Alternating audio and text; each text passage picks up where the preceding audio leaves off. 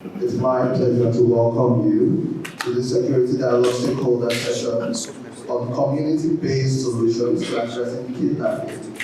This session is for traditional rulers. My name is Andrew Malaki. I'm an adjunct professor of cybersecurity and intelligence engineering at the Ontario College of Management and Technology. I'm also the host and presenter of the weekend show. I'll tell you why we are here. We all know that since 2008, Nigeria has faced tons of security issues, from the insurgency in the northeast, where some of you are from, and you've seen how over 8 million people have been displaced. At some point, the number was over 12 million. Now, our law enforcement agencies and the government has done their little bit of their might to ensure that security is being taken care of. But threats also evolve and security challenges also evolve. And so because of the displacement of some of the insurgents and terrorists in the northeast, we've now seen some of them move to the northwest. We've seen them move to other places, which has now led to a bigger problem which we now have across the country, which is kidnapping. As of today, every state in Nigeria experiences one form of kidnapping or the other. The most popular is kidnapping for ransom. But it has even gotten worse that the problem has evolved to the point that sometimes they kidnap for ransom. But it has gone to the point that sometimes they kidnap and people pay the ransom and they still kill the victims. Then they now go on to demand for money to release the body of the victims. And then people have to pay. It even gets worse that at some point, the people who go to deliver the ransom now are now even being killed. And so this is now a very criminal offense that is borderline terrorism. And we've had this conversation, is kidnapping terrorism? Is kidnapping for ransom affecting national security in the country? In February 2022, the federal government of Nigeria and the United Kingdom signed an agreement called the Security Defense Partnership on how to collaborate to ensure that security is a priority in Nigeria. And so over the last 1 year, the National Crime Agency under the United Kingdom government has come to partner with Nigeria to ensure that one, we communicate our solutions effectively, and two, to build capacity of our law enforcement agents and stakeholders in the different spaces to ensure that we fight this together. Over the last 12 months, we've had a series of dialogues and workshops like this with the media, with different law enforcement agencies. And today, we cannot do this without hearing from you, our elders. We cannot do this without having the real stakeholders tell us what the problems are and how we can address these problems based on your experience and from a community perspective.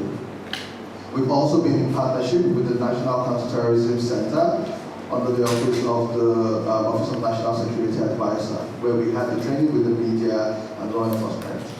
The national coordinator was meant to be here, but he's unavoidably absent because he was called for another meeting on this.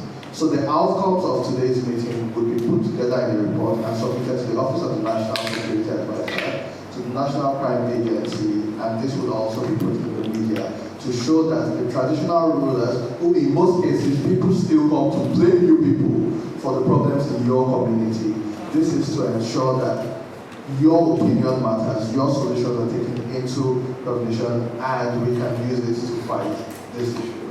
And so today we will be having a security dialogue, stakeholder session on community-based solutions to addressing kidnapping. And this first session is with traditional rulers.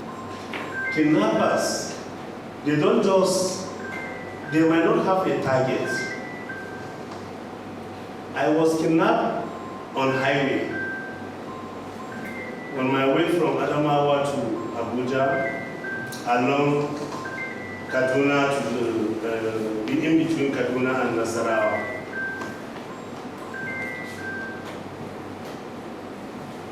In between Kaduna and Nasarawa. So, at just 9 o'clock, we thought it was a security checkpoint. They blocked us. We were waiting to see either they will call us to this to just say like, we just hear like that. From there, everybody, they were, the problem here is the number of these terrorists or criminals will surprise you. Did they really inform themselves to come there? They are in large number. Everybody is grabbing for himself.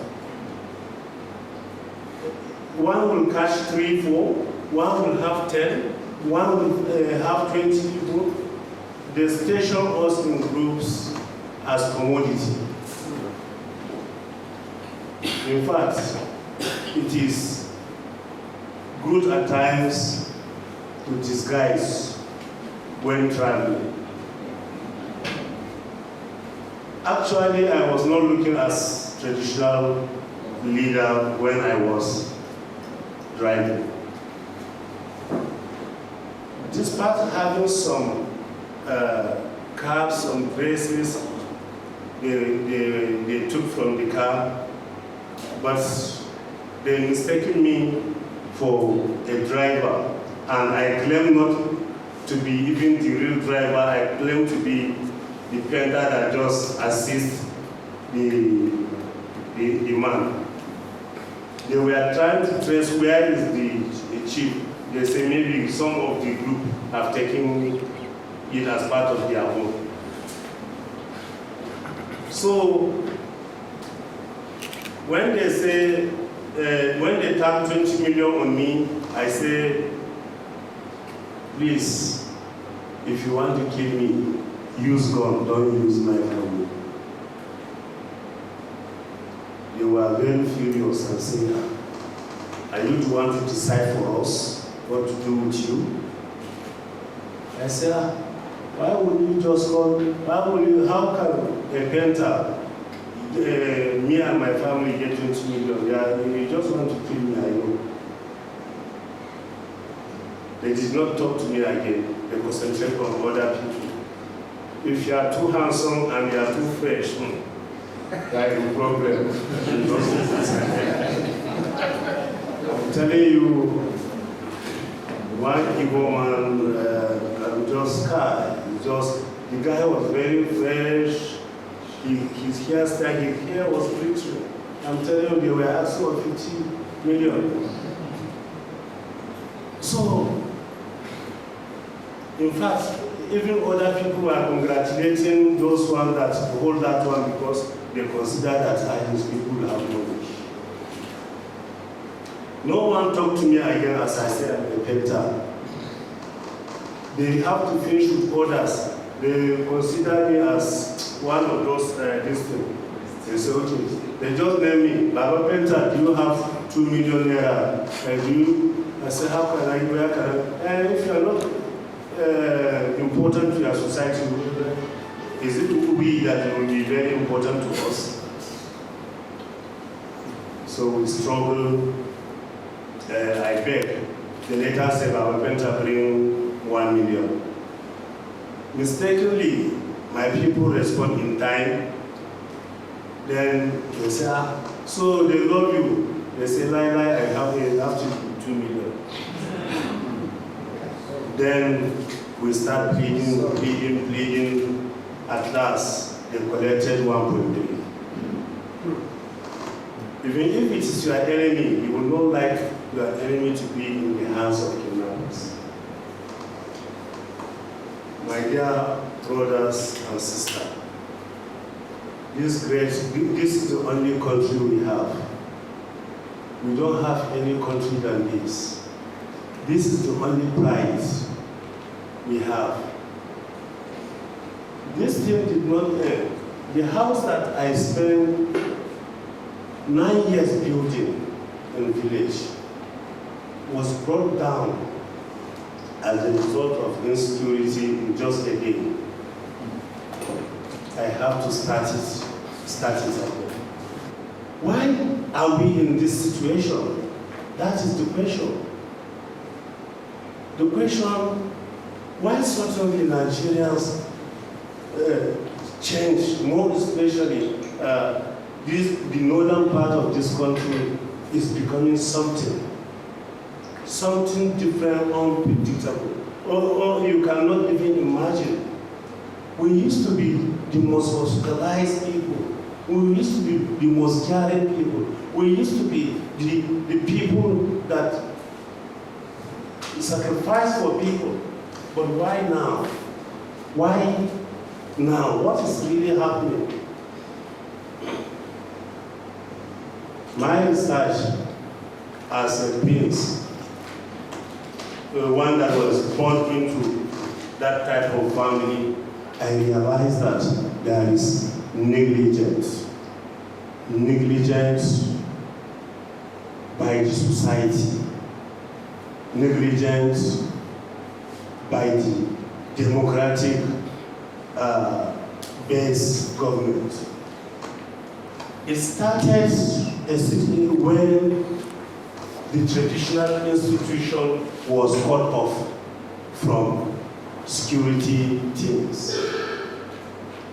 Before coming of even our colonial masters, it was the traditional institution that managed the society, and everybody was there were not much dispute. But today, this traditional institution, the society considers them as people that owns everything, so let them be pushed aside. No traditional leader that can ask questions, who is this man going? Where is he coming from? I saw him yesterday and today. Push out the history. One can no longer ask that type of question, because even his village head or his emir was handicapped. The traditional institutions are handicapped. We are the only institution that are still sacrificing for this great country selflessly.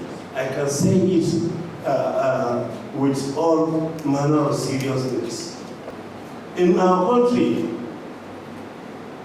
today, I was discussing with one of the village heads in Isa, local government, Sokoto State. I swear to Almighty God, they say there are many communities that cannot go to farm unless you pay due. If you didn't pay, it is the people in that society that will report you to the bandits. Because of they don't have alternative. No one can come to them. Those people at work governing them indirectly. We are just assuming they are part of us, but they are governed by this thing. In that Zamfara, I'm telling you, naming ceremony, you cannot celebrate without approval from the terrorists. What are we talking in our fatherland, in our country? So, and today, we find ourselves as leaders. What can we do? Yes, as I said, it is being agreed. We settle disputes. Our prayers here is this: if the society or the government can do this, I pray that to create another arm of government, traditional institution as the fourth arm of government, I think it will be a very excellent one. Many developed countries have done that and they are achieving. If that is not okay, let the traditional institution be merged with judiciary. So far, it's all about settling disputes. So far, the hope lies on us because we do what everybody expects from us and everybody agrees that we are doing it very well. Or if the margin might not be this thing. The customary, before now, customary courts and area courts are under traditional institution. It is those courts that they use in order to checkmate suspected movements and individuals. Let them be returned to traditional institution. I think it will be very good. Kidnapping actually